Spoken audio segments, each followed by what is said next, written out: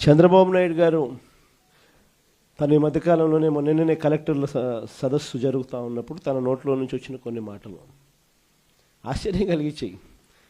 ప్రజల్లో గ్రాఫ్ చాలా పడిపోతూ ఉంది, దానికి కారణం కలెక్టర్ల పనితీరు సరిగ్గా లేదు అని చెప్పే పరిస్థితిలో చెప్తా ఉన్నాడు.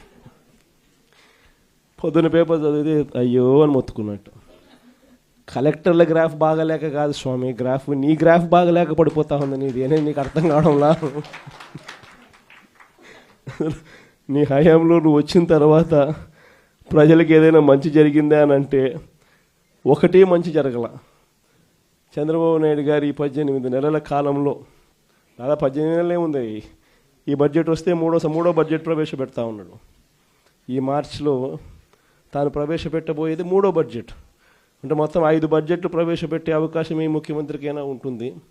అలాంటిది 3వ బడ్జెట్ ప్రవేశపెడతా ఉన్నాడు ఈ మార్చిలో. అంటే 2 బడ్జెట్లు అయిపోయినాయి, అంటే 2 సంవత్సరాలు అయిపోయినాయి.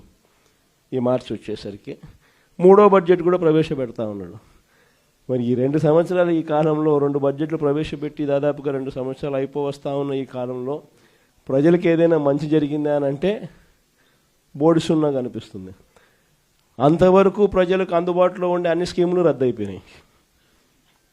మన ప్రభుత్వ హయాంలో టెన్షన్గా ప్రతి నెల, బహుశా ఏ ప్రభుత్వంలో ఎప్పుడు జరిగిండదేమో, ఏ నెల ఏ స్కీమ్ ఇవ్వబోతున్నాము, ఏ నెల ఏ బటన్ నొక్కబోతున్నాము అని చెప్పి ముందుగానే ప్రజలకి క్యాలెండర్ ఇచ్చి ఆ క్యాలెండర్ను అమలు చేసిన పరిస్థితి బహుశా దేశ చరిత్రలో ఎక్కడ కూడా బహుశా జరిగిండదు. అలాంటి మన పాలన చూసి చంద్రబాబు నాయుడు గారు అవన్నీ చేయడమే కాకుండా, ఏముంది జగన్ చేసే పని ఎవడైనా చేయొచ్చు, ఇంట్లో ముసలోళ్ళైనా చేయొచ్చు అని చెప్పి అన్నాడు.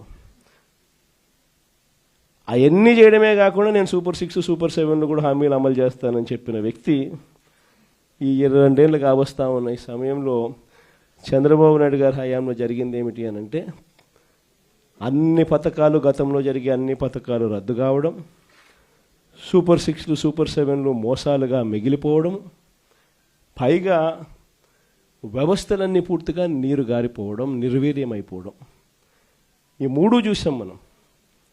అందుకే చంద్రబాబు నాయుడు గ్రాఫ్ ఈరోజు ఎంత లేపినా కూడా గ్రాఫ్ లేయడంలా పైకి.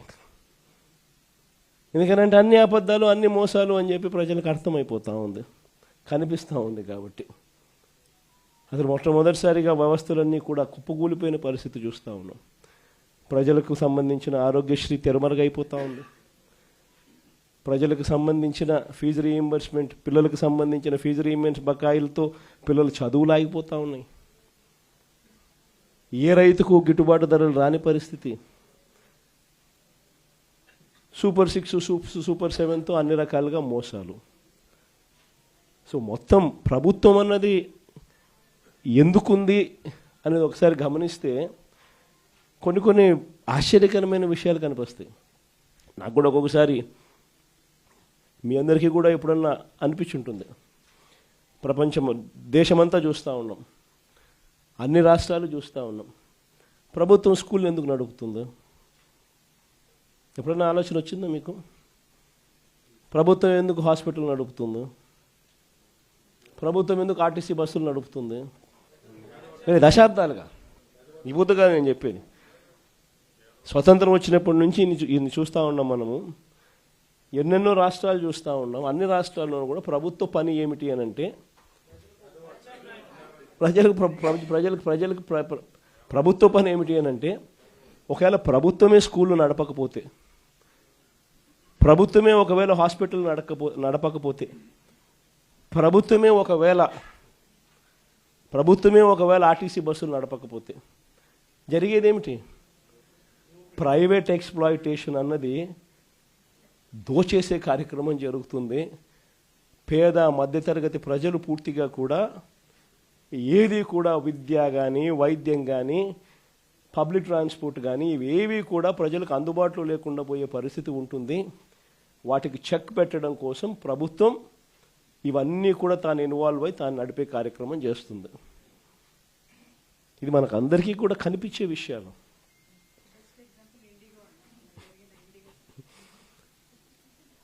ఒకవైపున అన్ని వ్యవస్థలు, ఒకవైపున ఇక్కడ ఈరోజు చూస్తే అన్ని కుప్పకూలిపోయిన పరిస్థితులే.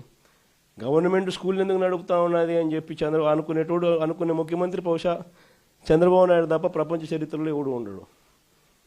గవర్నమెంట్ హాస్పిటల్ ఎందుకు నడుపుతుంది అని చెప్పి అనుకునే మనిషి ఒక చంద్రబాబు నాయుడు తప్ప ప్రపంచ చరిత్రలో ఏది ఉండడు. మనం ఉన్నాం కాబట్టి ఆర్టీసీ కనీసం బతికింది. కార్మికులందరినీ గవర్నమెంట్లో విలీనం చేశాం కాబట్టి. మనం విలీనం చేయకపోయింటే చంద్రబాబు నాయుడు గారు కానీ వచ్చిందంటే ఆర్టీసీ కూడా ఈ పాటికి అమ్మేసి ఉంటాడు. మొన్నేదో ఆశ్చర్యకరంగా ఆయన నోట్లో నుంచి విన్న పోలీస్ శాఖను కూడా ప్రైవేటైజ్ చేసే కార్యక్రమం చేస్తున్నాను నేను. అసలు ఏ స్థాయిలోకి వస్తున్నాడు అని అంటే, లా అండ్ ఆర్డర్ అనేది గవర్నమెంట్ ఎందుకు నడుపుతుందంటే దానికి కొన్ని కారణాలు ఉన్నాయి. ప్రైవేట్ ఎక్స్ప్లాయిటేషన్ ఉండకూడదు అని. స్కూల్ ఎందుకు నడుపుతుంది గవర్నమెంట్ అంటే కొన్ని కారణాలు ఉన్నాయి, ప్రైవేట్ ఎక్స్ప్లాయిటేషన్ ఉండకూడదని. హాస్పిటల్ గవర్నమెంట్ ఎందుకు నడుపుతుందంటే కొన్ని కారణాలు ఉన్నాయి, ప్రైవేట్ ఎక్స్ప్లాయిటేషన్ ఉండకూడదు అని. బస్సులు ఎందుకు నడుపుతుందని అంటే దానికి కారణాలు ఉన్నాయి.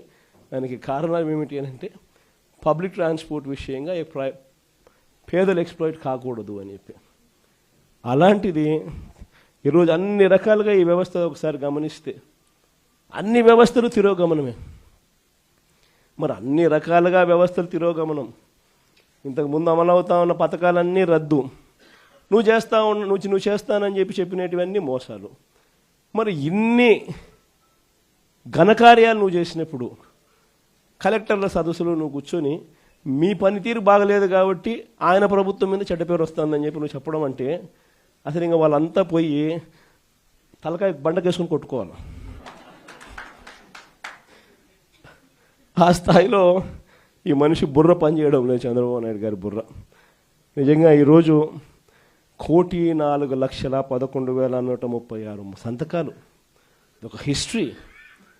నిజంగా ప్రతి సంతకము కూడా ఎక్కడా కూడా పొరపాటు జరగకూడదని, ప్రతి సంతకము సిన్సియారిటీతో ఈ నిర్ణయం వ్యతిరేకిస్తూ అక్టోబర్ 7వ తారీఖున ఉద్యమానికి మనం కార్యాచరణ చేశాం. మీ అందరికీ గుర్తుండే ఉంటుంది. అక్టోబర్ 7వ తారీఖున మొట్టమొదటి బీజం పడింది. అక్టోబర్ 9వ తారీఖున నర్సీపట్నం మెడికల్ కాలేజీని నేను సందర్శించిన. అక్టోబర్ 7వ తారీఖున ప్రజలకు ఉద్యమం గురించి కార్యాచరణ గురించి వివరిస్తూ అక్టోబర్ 9వ తారీఖున నర్సీపట్నం మెడికల్ కాలేజీని నేను సందర్శించిన. దాని తర్వాత అక్టోబర్ 10వ తారీఖు నుంచి డిసెంబర్ 10 దాకా ప్రతి గ్రామంలోనూ ప్రతి పట్టణంలోనూ వార్డుల్లోనూ రచ్చబండ కార్యక్రమాన్ని నిర్వహిస్తూ ప్రజలకు ఈ మెడికల్ కాలేజీల విషయంలో ప్రైవేటీకరణ విషయంలో ప్రజలు నష్టపోతూ ఉన్నది ఏమిటి అని చెప్పి సువివరంగా ఎక్స్ప్లెయిన్ చేస్తూ ప్రజలను ఈ సంతకాల సేకరణలో భాగస్వాములను చేస్తూ ప్రజలు ఏ రకంగా చంద్రబాబు నాయుడు తీసుకుంటా ఉన్న ఈ నిర్ణయాల వల్ల నష్టపోతారు, ప్రజలు ఎలా నష్టపోతారు అని చెప్పి సువివరంగా ప్రజలకు ఎక్స్ప్లెయిన్ చేస్తూ జరిగిన కార్యక్రమం ఇది. నిజంగా ఒక ప్రైవేట్ మెడికల్ కాలేజ్ జిల్లా కేంద్రంలో ఒక గవర్నమెంట్ మెడికల్ కాలేజ్ ఒక జిల్లా కేంద్రంలో వస్తే అక్కడ ఉట్టి మెడికల్ కాలేజీలో ఉన్న సీట్లే కాదు, ఆ సీట్ల వల్ల లోకల్గా మన పిల్లలు గవర్నమెంట్ డాక్టర్లుగా అక్కడే కనిపిస్తారు అనేది ఒక ఆస్పెక్ట్ అయితే, ప్రైవేట్ కన్నా తక్కువ ధరకే మన పిల్లలు చదివి బయటకు వచ్చే పరిస్థితి ఉంటుంది అన్నది ఒక ఆస్పెక్ట్ అయితే, అన్నిటికన్నా ఇంకా పెద్ద ఆస్పెక్ట్ ఏమిటి అని అంటే ఈ మెడికల్ కాలేజీల వల్ల వీటితో పాటు వచ్చే టీచింగ్ హాస్పిటల్ వల్ల ఆ ప్రతి మెడికల్ కాలేజీ వల్ల ఆ టీచింగ్ హాస్పిటల్ వల్ల ఏకంగా మల్టీ స్పెషాలిటీ సూపర్ స్పెషాలిటీ సేవలు ప్రజలకు ఉచితంగా హాస్పిటల్లో అందుబాటులోకి రావడం. అంటే మా కడప అయితే ఫర్ ఇన్స్టెన్స్ ఒక ఎగ్జాంపుల్ బహుశా ఏది తీసుకున్నా కూడా ఇదే మాదిరిగానే ఉంటుంది. ఒక జిల్లా కేంద్రంగా ఒక మెడికల్ కాలేజ్ తీసుకొచ్చినాం అంటే ఒక 70 కిలోమీటర్లు ఇటు అటుగా మొత్తం జిల్లాలోని అన్ని ప్రాంతాలు కూడా కనెక్ట్ అవుతాయి. అక్కడ ఒక మెడికల్ కాలేజ్ వస్తే సూపర్ స్పెషాలిటీ హాస్పిటల్ అక్కడనే అవైలబిలిటీలోకి వస్తే ఆ మల్టీ స్పెషాలిటీ హాస్పిటల్ అందుబాటులోకి తీసుకొని రావడం వల్ల ఆ హాస్పిటల్లో ఉచితంగా పేదలకు ఈ సేవలన్నీ అందుబాటులోకి రావడం వల్ల ప్రైవేట్ ఎక్స్ప్లాయిటేషన్ అనేది పూర్తిగా జీరో అయిపోతుంది. రేపు పొద్దున ఎవడు ప్రైవేట్ హాస్పిటల్కి పోడు. గవర్నమెంట్ హాస్పిటల్లో ఫ్రీగా చేసి పెడతా అంటే నువ్వేదో రీజనబుల్గా ఛార్జ్ చేస్తే నీ దగ్గరకు వస్తారు తప్ప నువ్వు 2 లక్షలు 4 లక్షలు 5 లక్షలు అని అంటే ఎవడొస్తాడు? నీ దగ్గరికి పోవడం కన్నా గవర్నమెంట్ హాస్పిటల్లో, మా గవర్నమెంట్ టీచింగ్ హాస్పిటల్లో బ్రహ్మాండంగా ఉన్నారు. అసిస్టెంట్ ప్రొఫెసర్లు అందరూ పోస్ట్ గ్రాడ్యుయేట్స్ చదివిన వాళ్ళు, అసిస్టెంట్ ప్రొఫెసర్స్ అందరూ post graduate students, lecturers, medical వృత్తిలో డిగ్రీలు పొందిన వాళ్ళు బ్రహ్మాండంగా ఫ్రీగా ట్రీట్ చేస్తా అంటే నీ దగ్గరికి ఎందుకు వస్తామయ్యా అని చెప్పి ప్రైవేట్ ఎక్స్ప్లాయిటేషన్కు పూర్తిగా చెక్ పడే కార్యక్రమం. ఈ వివరాలన్నీ కూడా సువివరంగా ఈ రచ్చబండ కార్యక్రమాలలో ఎక్స్ప్లెయిన్ చేస్తూ, ప్రజలను భాగస్వాములను చేస్తూ, వాళ్ళ సంతకాలు తీసుకుంటూ, ప్రతి ఒక్కరూ వచ్చి స్వయంగా ప్రతి పేపర్ మీద సంతకం పెట్టి వాళ్ళ టెలిఫోన్ నెంబర్ కూడా రాసి ఏమాత్రం భయపడకుండా ప్రతి ఒక్కరూ కూడా దాదాపుగా 1,04,11,136 మంది పత్రాలు, అందులో వాళ్ళ సంతకాలతో పాటు వాళ్ళ ఫోన్ నెంబర్లతో సహా ధైర్యంగా ఈ నిర్ణయాన్ని మేము వ్యతిరేకిస్తున్నాము. ప్రభుత్వం మెడలు వంచైనా సరే ఈ నిర్ణయం వెనక్కి తీసుకునేట్టుగా ప్రజలు తీసుకుని వచ్చేదానికోసం మేమంతా సన్నద్ధంగా ఉన్నాము అని చెప్పి ఏకంగా ధైర్యంగా ముందుకు వచ్చి సంతకాలు చేసినారు.